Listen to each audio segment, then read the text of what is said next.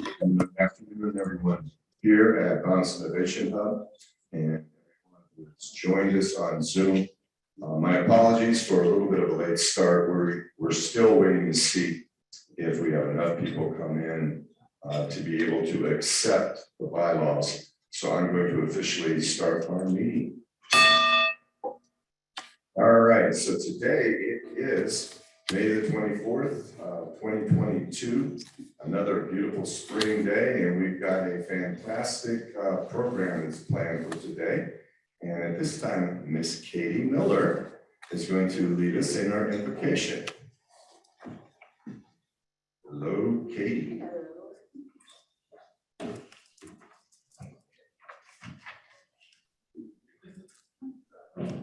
Okay, so a couple weeks ago or last week, a good friend of mine put something on Facebook and I asked if I could borrow it, a prayer that she had posted.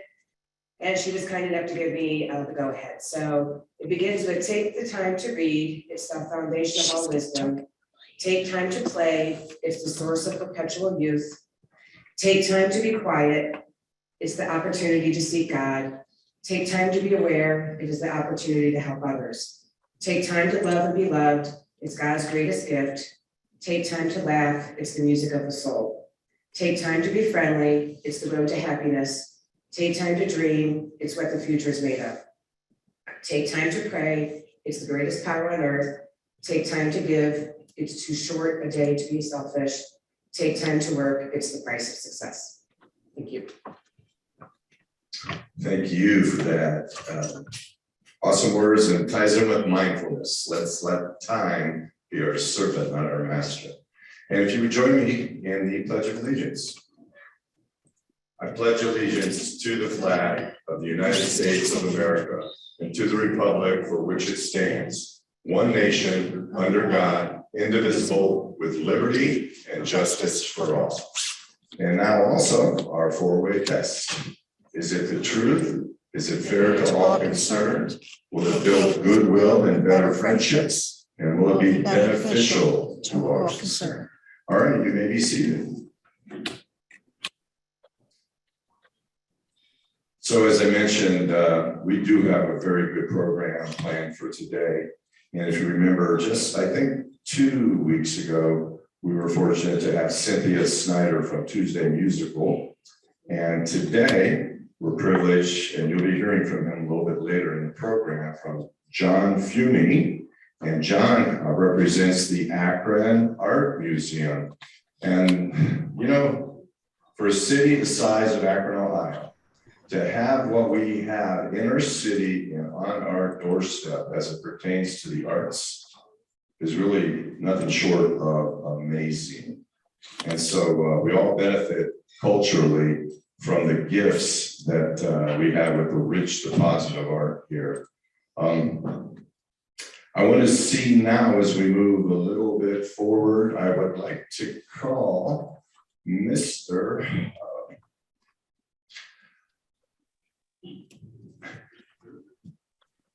Why am I getting a break? Mr. Manby. You know what? Yes, Mr. Manby, forgive me. I'm not used to seeing you without a tie. Yeah, right. That's a good excuse. Start pivoting, press, start pivoting. So we have two guests today, and there's one online, Jim O'Neill.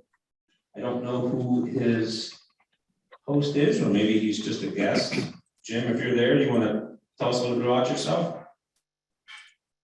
Hey, my name's Jim O'Neill. I'm born and raised in Akron, Ohio. I think. We can't hear him. Can you hear me now? I can. Is he still muted? I think so. No, it's not on our end. His audio is not working. No, I can hear. Hello? We can hear him online. Yeah, it's all the way Online, up. we can hear you, Jim. It seems it's well, Who? unfortunately, we can't hear you. Maybe type something super cool in the chat and we'll share it. And then my daughter Tatum is here someplace, probably with my dad, who was also co-breeding with me. So excited to have 3 generations of Manbys at a Rotary.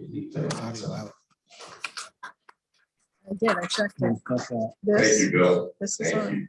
Do we have to have It's all the way any up. Rotary ambassadors in the room today? Audio have to be up on the TV. Anybody? How about on the TV? All right, anybody on the line there? Ms. Cheryl, as far as Rotary investors. Not that I see. We can try him again. Okay, Want to try Jim again? Jim, you Can you want to hear try again to see if you've got volume? Jim O'Neill? Can you hear me? Nope, still not hearing him. And online. No luck. Mm-mm. Yeah, we can I know Jim, online, I but met can't Jim, there. I want to say the first time, probably 6-7 years ago. He's a very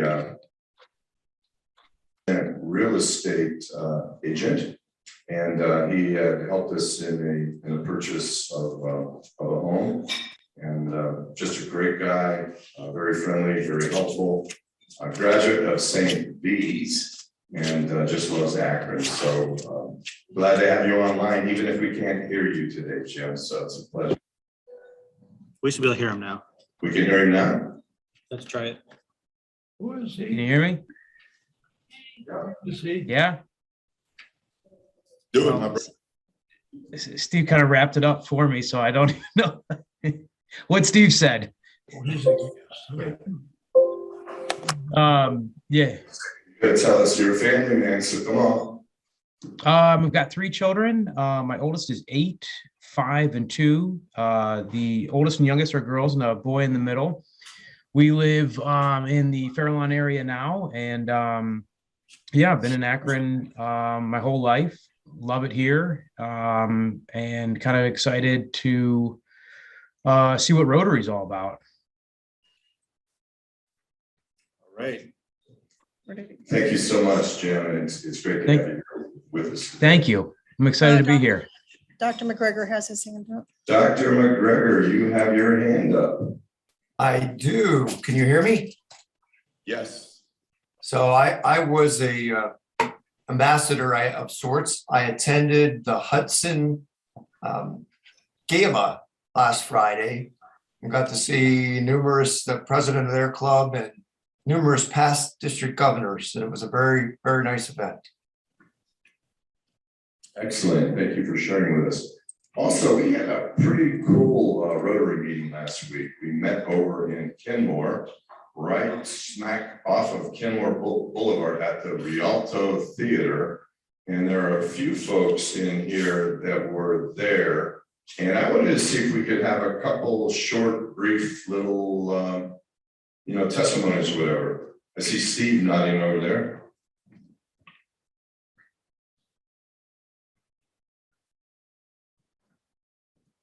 Yeah, thanks. I never set foot in Kenmore in my life until last week in that fabulous little theater. And I was so impressed by what they're doing there with that neighborhood. Actually, after the meeting, I drove up. She said she lived on 6th Street.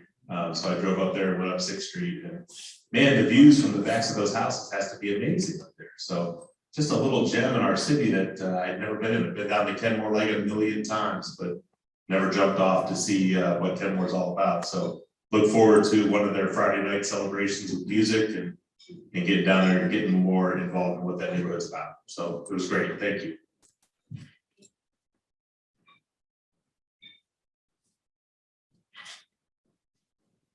Yes, Jerry and I were there, and we're going back with the Buies to have a night of music on Friday night. Wonderful. Anybody else? You were there, my brother. I was there. I agree with Steve. I mean, the venue was just unbelievable. Really just a nice venue. I can't imagine the music in there looked like it'd be fantastic.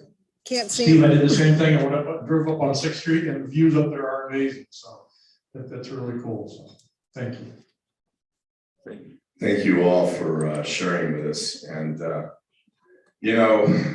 Tina has been in charge of the community, Tina Boyce, who is a Rotarian, has been in charge of the Community Development Corporation there in Kenmore for the last 5 years. And she was our featured speaker. And if we were to describe her, I think to the person, we would probably use the word passion. And it would not just be a capital P, it would be the entire word.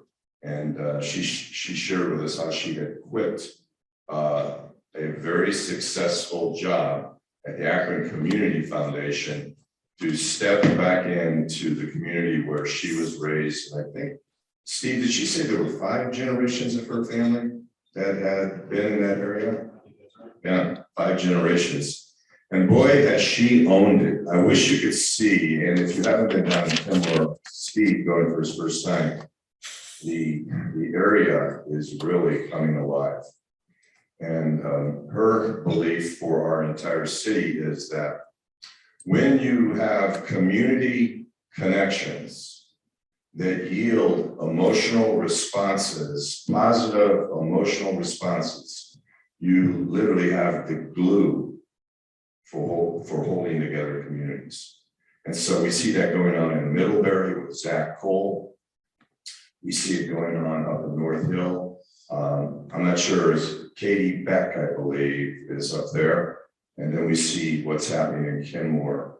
And it's exciting, but life is beginning to flow in different neighborhoods in the inner city. And this club plays a very important part of that. And Sandy, I saw you online. We talked about the grant. Do you have the ability to speak? Are you still there, Sandy? Yep, she's there. I'm trying to find her. There she is. Yeah, I'm here. Can you hear me? Yes, please. Share with us. Yeah, go ahead. Every year, the Akron Rotary applies for a matching grant from the district, and for the 21-22 year, we received matching funding. So this festival, I believe Steve brought up in his testimonial about last week, there are Friday night festivals, and Akron Rotary is a sponsor of that. And so I don't have my notes in front of me. I know the first one's coming up. I believe it's June 3rd. But please watch. It's on the website, and watch the Akronarian. We've got information in there. Great way to celebrate Kenmore and all the great things that they're doing there. She's from her motorhome, by the way. Thank you, Sandy. And Cheryl was just saying how impressive it was that you were doing this from your motorhome. So thank you for sharing. It is June 3rd, is the first Friday night that will be taking place, and it comes off of the grant is known as going towards the Better Block project, and they have them in different cities throughout the country. And Tina had shared with us regarding the money that our club had put in with the district match, that this allows them to bring in some name brand musical groups to perform for a couple hours there while everybody's out on the streets. So just consider a hearty invitation to coming out to Kenmore, and it's usually do you know? I think it's the first Friday every. Yes, okay, I'm getting some nods out here. The first Friday every month while we have good weather, and I think it goes all the way through October. But very, very exciting. So now at this time, before we invite John up, is anybody in the crowd happy today? Steve, I have a couple of happy dollars. First, just want to remind everybody, June 15th, we're still going to be doing the Akron Food Bank Volunteer Project. It's 4:30 to 6:30. I'll be sending something out here beginning of June to get people to sign up. And then afterwards, we always look for a restaurant to go patronize downtown. So it's a good evening. Second happy dollar is just happy the kids are doing well, and makes me happy. So who else is happy? I've got 2 happy dollars. Number one, because it's such a beautiful day out. And number 2, it's so nice to see people in person at our Rotary meetings. And I know many people can't, and that's why at least they do come online, but it is so nice to see people in person. Bill? I got 5 happy dollars. So first, it's great to have my daughter here today. And if any of you know my daughter, if I didn't acknowledge that, she would let me know for sure later. And that's what I love most about her. It was nice also greeting with my dad. And my middle guy graduated on Sunday, actually from Hogan. So he's moving on to his next life as he wants to design an urban clothing brand. So actually, at 1 o'clock today, he's upstairs with his internship with this clothing brand that's on the 5th floor. And I'm also proud to say he started landscaping for the first time yesterday and already wore a blister through his thumb, helping move 18 tons of gravel. So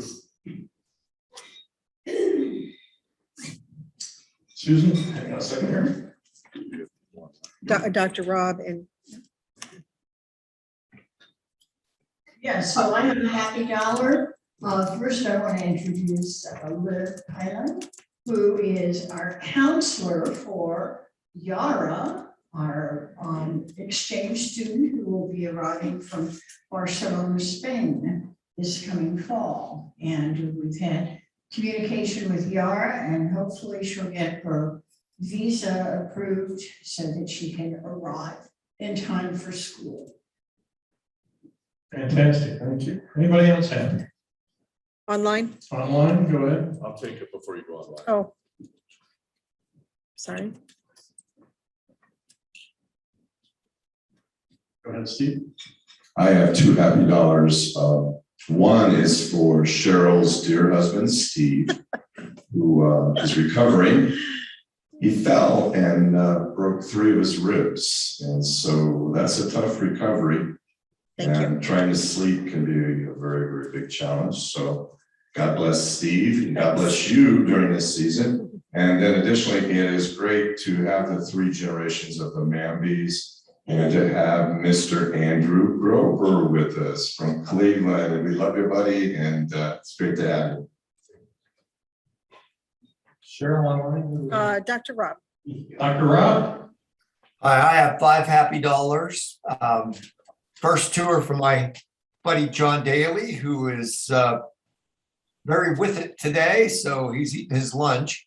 And the rest is that we have landed a date. So I want you to save a date, Friday, July 29th, from 6 to 9 at the Akron Rotary Camp. We will have a presidential, not a roast, it's celebration, Steve, you can relax. And this theme will be Scottish. So feel free to wear your kilt or bring something plaid. So we'll leave it at that for now. Thanks. Thank you, Dr. Rob. Anybody else online?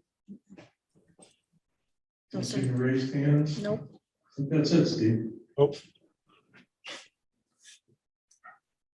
All right. Thank you, Dr. Rob. Does anyone in the house here or anyone online have an announcement that they would like to make before I introduce John today? Anybody? Okay. All right. Well, again, we are exceptionally privileged here in Akron to have such fine leadership in the area of the arts. And today is no exception. Jon Fiume is the director and the CEO of the Akron Art Museum. He's been serving Akron's arts and culture scene for over 20 years.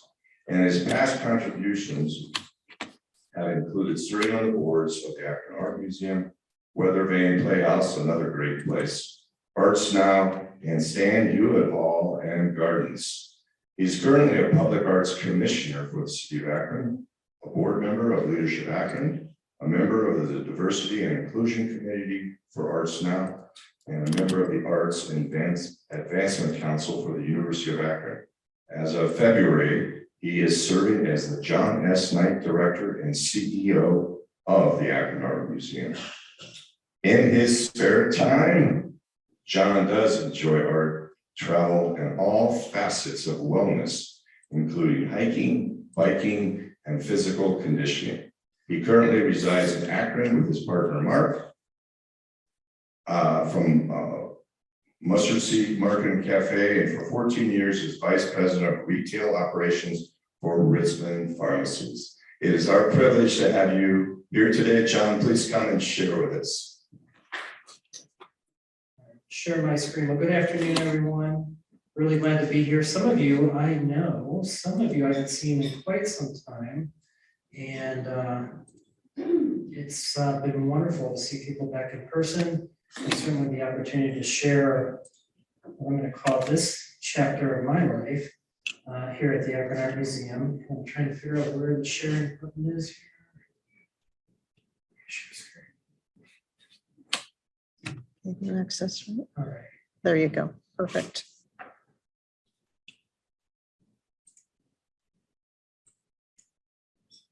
All right. So a couple quick things. I actually came on board at the Akron Art Museum right at the launch of the pandemic, just about a month or two afterwards. So that would have been May of 2020. And certainly I was asked to come in as the interim executive director. I sat on the board of the Akron Art Museum from 2005 until 2015. And I have continued to obviously support the organization. And as Steve mentioned, my past involvement in the community and arts and culture, all that good stuff. And so very passionate about the institution. And not just because I was on the board, but it's also because of how important it is to this community. And so the Art Museum, as you're going to learn here in a little bit, is celebrating its 100th year, which is absolutely incredible. We started in 1922 as the Akron Art Institute and started as really an art school, and then started to build a collection from there that was well supported by what I'm going to call the movers and the shakers at the time, and included a lot of different objects, including sculptures and ceramics, paintings and things of that sort, and really moved around the community quite a few times. And then had some obstacles along the way that had to do with funding. It had to do with one of our locations burning to the ground and destroying about 90% of the collection at the time. And really spent the late 60s and the 70s sort of rebuilding, taking us well into the 80s, where we actually became the Akron Art Museum and decided that our focus was going to be modern and contemporary art. And so modern and contemporary art is everything for us. It's everything from 1850 up to today. And so the collection itself is about 7,000 different objects. So it's just a little quick background there. Great. Okay, so where we've been, so since 2020, we had a transformation plan that was designed, because if anybody recalls back then, it was either us on the front page of the paper, not in the best way, or something about the pandemic. But all I know is that we all needed masks and we all needed a way to get through all of this. And so the museum, and rightfully so, understandably so, developed a transformation plan. And if you also recall back then, very important time in society's history had to do with the racial uprising and George Floyd, and a lot of organizations and other institutions across the country were really being called to make changes. And I personally felt that the art museum art museums in general really serve as the best example of that. Many of us, probably in this room at a given moment or time, maybe have felt that an art museum is only for the rich, it's only for the well-educated.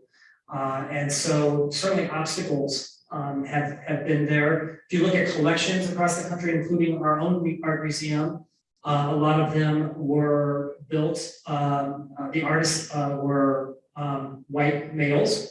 That's certainly how the art museum's collection first started. And so really making sure that we're looking at opportunities to break down those barriers, to be sure that we are accessible, to be sure that we're representational of the community of which we serve. And I'll get into that a little bit. So these are some components or some concepts or what have you that we addressed during our transformation plan. And so I find it very important that when I'm back in the community today to really bring attention to that, because it's really easy for me just to come in here and just talk about all the wonderful things that we're currently doing, which I will get to, of course.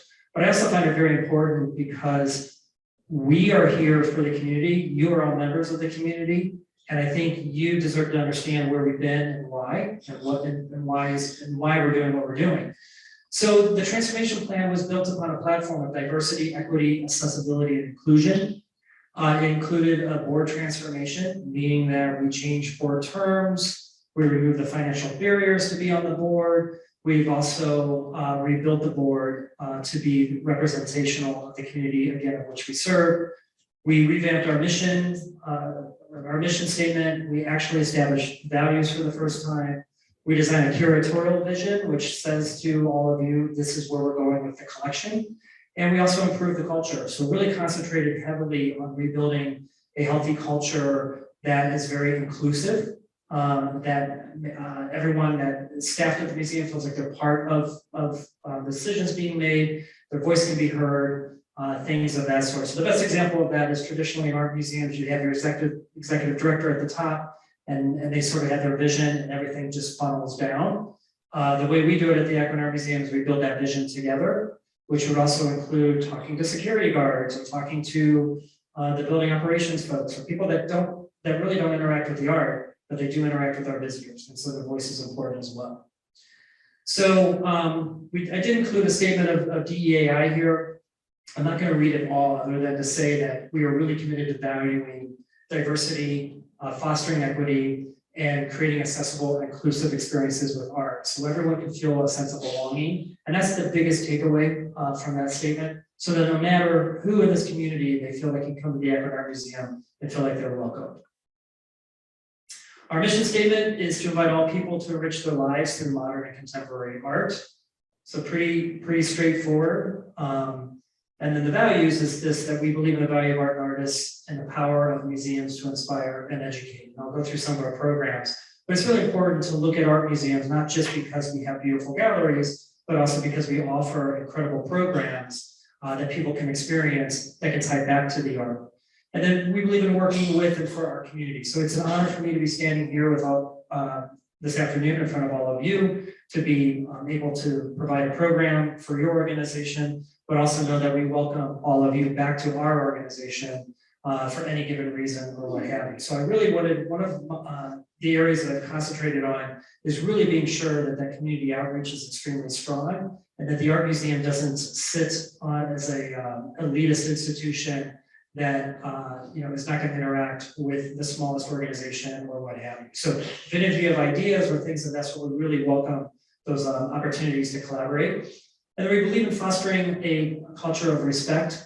And you shouldn't have to say that today. You think we have that down, but it's extremely important that we state that and we believe in that and we walk that talk. And then we believe in accountability and continuous growth. So at the Akron Art Museum, we're looking for ways to bring the artwork and programs to the community in innovative, cutting edge ways, things of that sort. So starting to look at digital things as an example.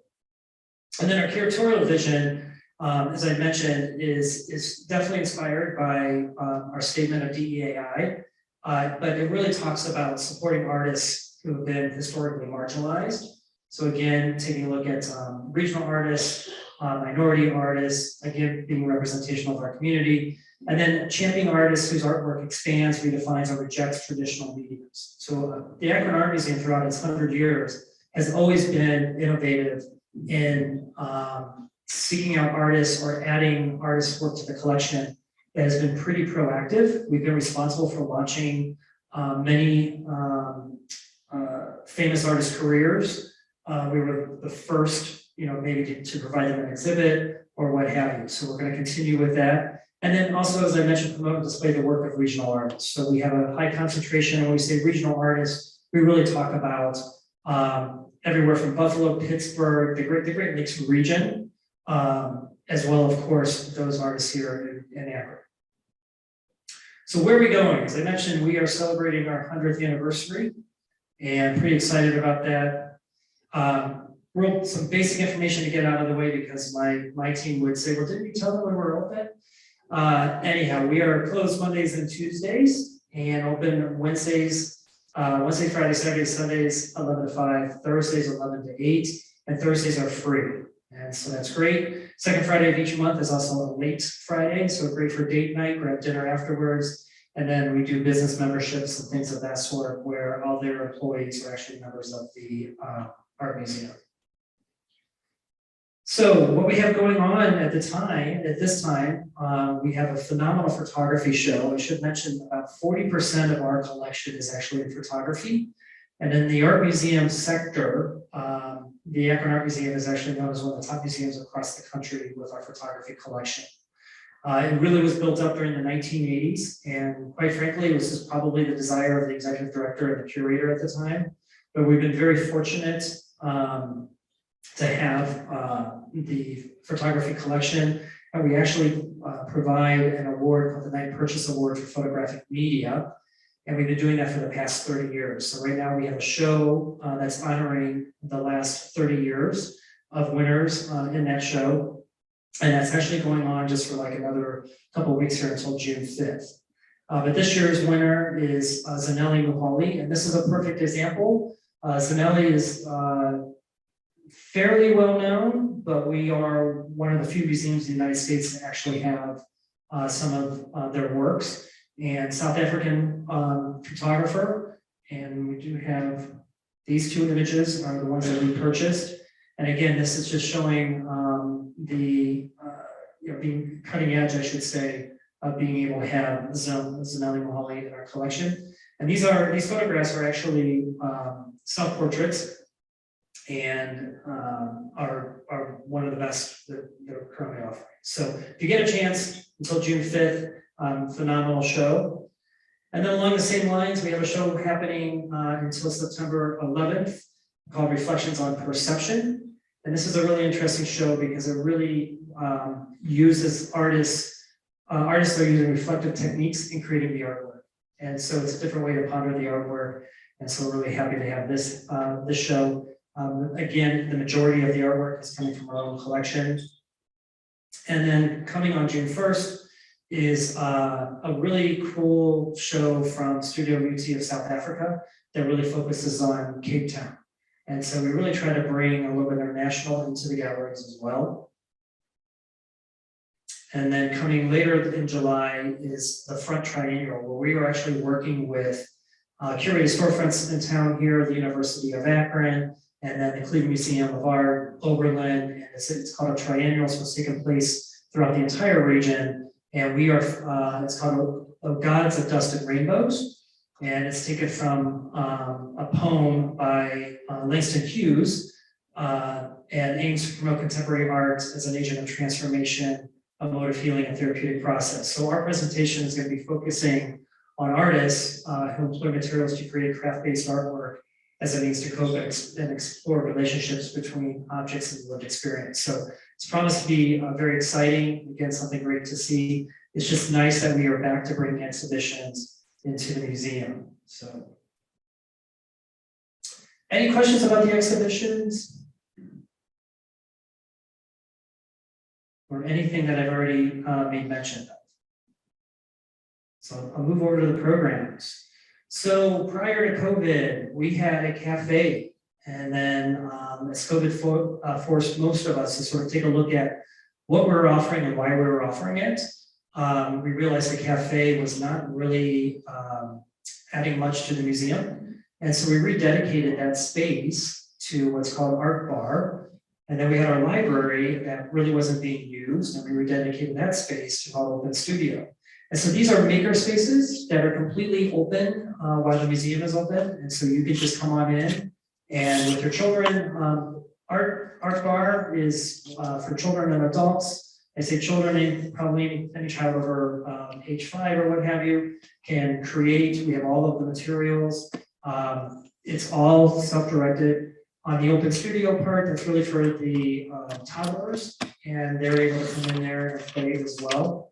And so a lot of families are taking advantage of this right now. And so you don't even have to pay admission. You can just come in as part of the lobby area. And so it's wonderful and just a good way to like get off the techie devices and say, let me go get my hands and create some wonderful art. Along those same lines, we have what we call family days. And so on June 5th, it's gonna be a busy day at the museum. Out in our plaza, we're going to be doing old school summer, which is going to be roller skating and hula hoops and nostalgic music and ice cream and fun stuff like that. And of course, that's going to be free for families. And then coming up on July 10th is our kids' maker fair in the garden. So we'll be doing a lot of artwork projects, things of that sort. So those of you with kids or young families or what have you, these are definitely some wonderful things to consider taking place right there in the garden area. And then tomorrow, if you're not doing anything again around lunchtime, we do have our coffee with the curator happening, and it's all Jared Ledesma is our senior curator. He is also new to the team, which is wonderful, and he will actually be talking about the photographers Zanelli Muhali, who I've already mentioned. which is wonderful. And then probably, I'm hoping all of you are familiar, with many of you are familiar, because we've been doing this for almost 30 years now, which is Downtown at Dusk. And that is our summer concert series. It's going to be every Thursday in July at 6:30 in the evening. Again, it's free. We have some wonderful bands lined up, such as I think Annie DeChant, the Numbers Band, and a few others that have been around through the years. And so pretty excited about that. It's a great turnout and a great way to come down to the museum. Again, it's free, and if you have time, you can come up and enjoy the galleries. And then we, in our first major celebration in honor of the centennial, is coming up on June 11th, which is our annual auction. And so that is going to be a real festive party on that Saturday evening. We always have a featured winemaker this year, it's Chandon, which is the sparkling, I'm going to call it this domestic champagne, the sparkling wine. And we have flyers that we've also handed out to all of you because in honor of the centennial, we have a raffle giveaway of 100 bottles of wine worth $100 or more. Raffle tickets are $100, and that's over, right now it's sitting over about $16,000 worth of wine. And only 350 tickets will be sold. So if you enjoy wine and you want a stellar collection, this is definitely a wonderful opportunity. So, any questions? We breezed through a lot of different things that we're involved in, but definitely happy to be here and happy to have the art museum back up and running. Do you want Karen has a to question. stop sharing? Thanks. Hi, I just wondered, I love the art bar and what you're doing about making art accessible to folks. But there's also a therapeutic value to art. And I just wondered if you guys partner with nonprofits that are doing mental health. We have the opioid epidemic, and it can be really something that's very healing to folks. So are you guys embracing that? Yeah, absolutely. We do not have a formal program right now. We are talking with one organization that is all about, their strategy is all about prevention. Instead of there's been after the event per se. And so we are working with them. They're seeking some brand opportunities, things of that sort, but definitely open to all of that and willing to provide those types of experience or tours and we'll have the art bar available. We can reserve that space, but we have educators that can maybe help with that. So definitely open to those conversations. And I'd like to see more of that. There's a few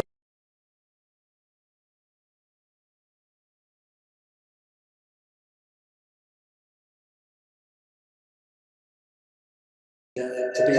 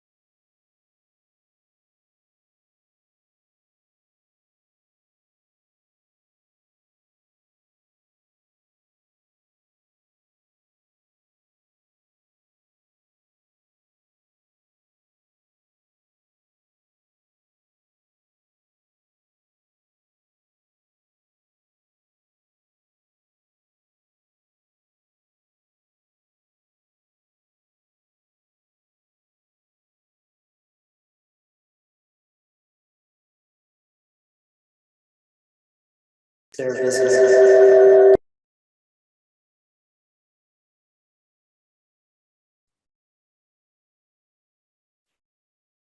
Carol, we're not able to hear the speaker.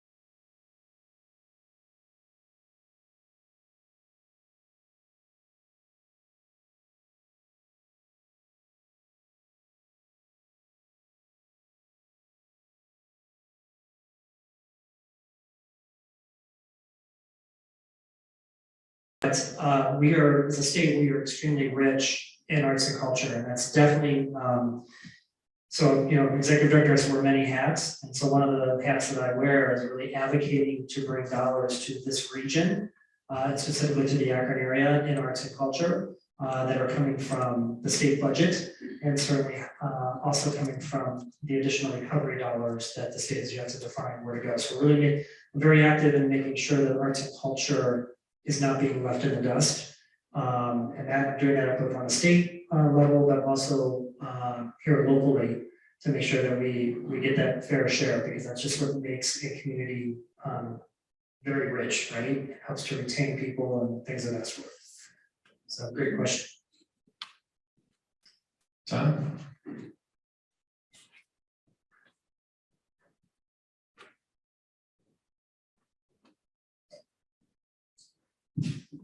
Thank you, John. That's a great presentation.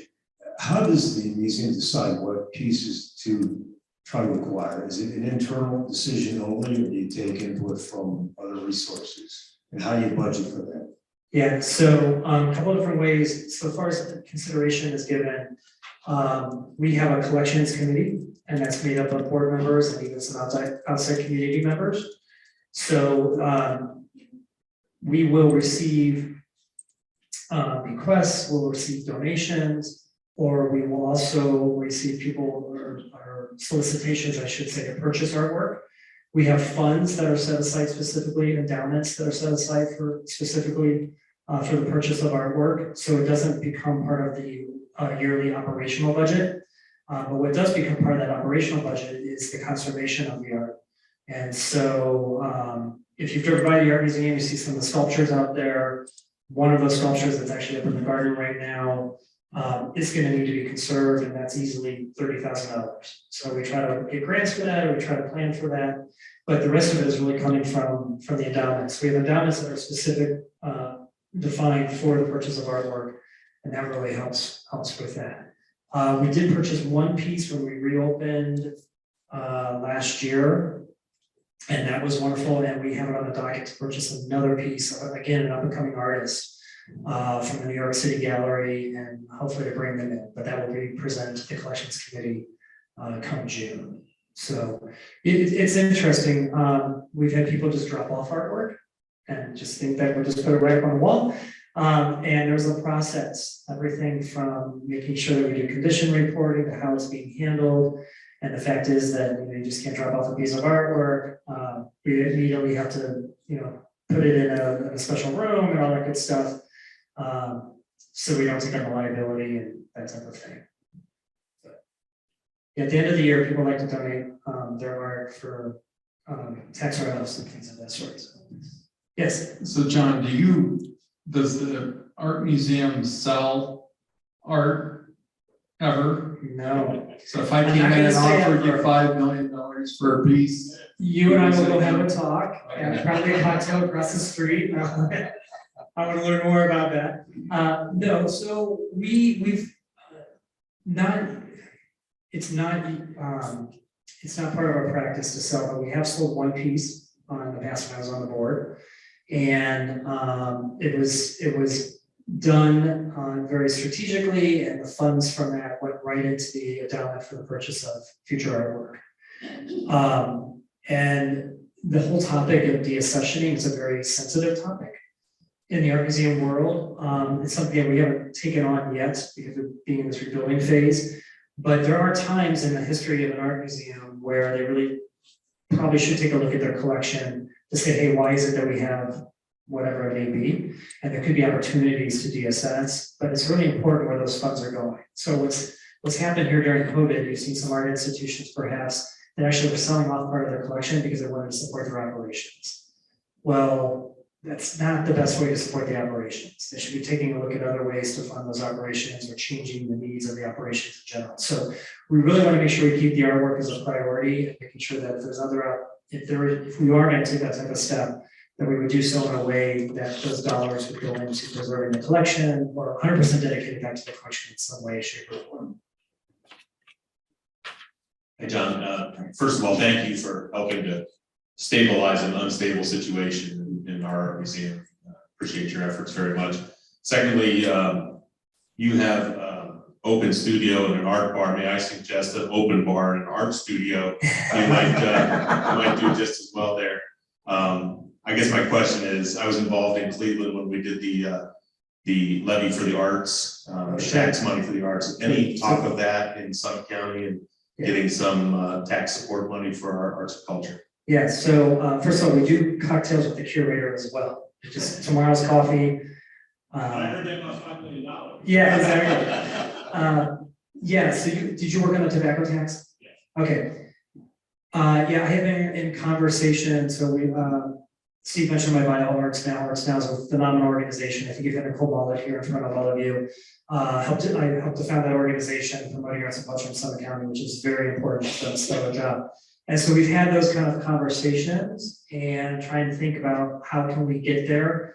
And it doesn't, it's not as simple as just applying a tax on tobacco or tobacco related products because of how this county is designated, which is different than the other, I'm gonna say 87 counties because Clark County is the same way. But there's all this legislative hoops and all that kind of stuff. So all I can say is that those of us leading major artists and cultural institutions right now are definitely continuing to look at ways to be able to do that and talking with people that actually work in that arena on a regular basis.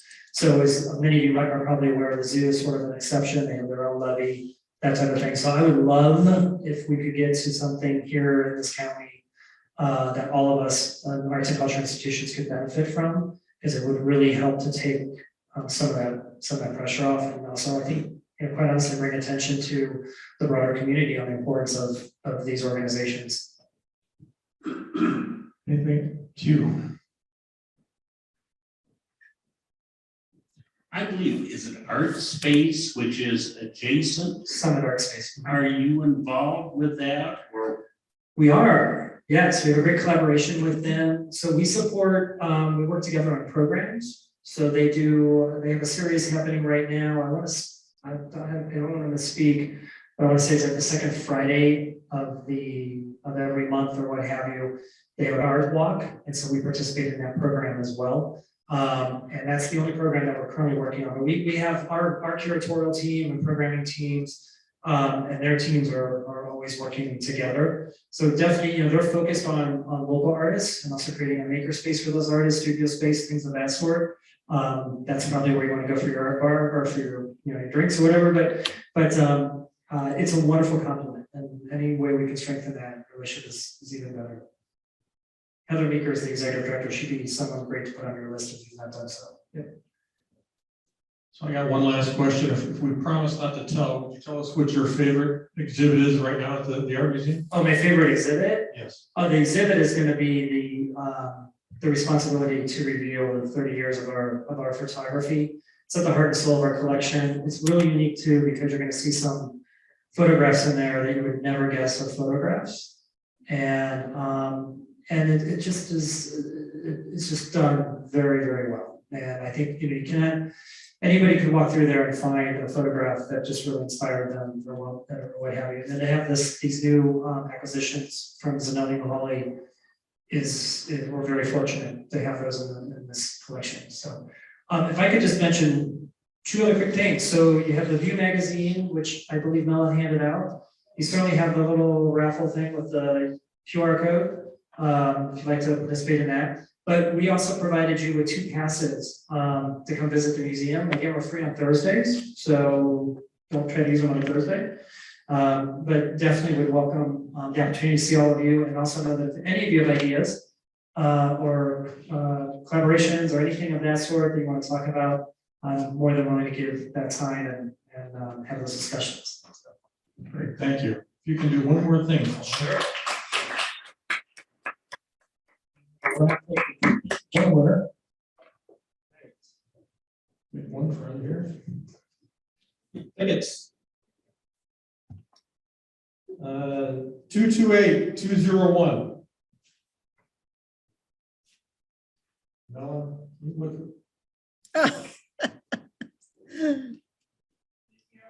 yeah. That's good. Thank you so much. So was that, Miller, was that for my, the giveaway that I brought? Okay, different. Okay, you're handling that one separately. Okay, great. Just make sure. Okay. See? All right, John, thank you. Thank you so much for sharing with us and for all the fine work that you're doing here in Akron. And one of the slides, and you had some very good information, but one of the comments that was made was the transforming power of art. And that is absolutely true.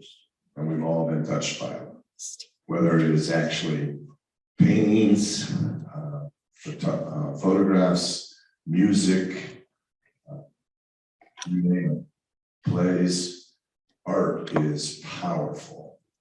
And we need it in order to ground us in our humanity. So we're exceptionally blessed here in Akron to have so many good resources. And thank you for those free passes. That's very, very kind of you. So if there's nothing else for today, I want to say thank you all for coming. Thank you all for joining. And that is the end of our meeting. God bless.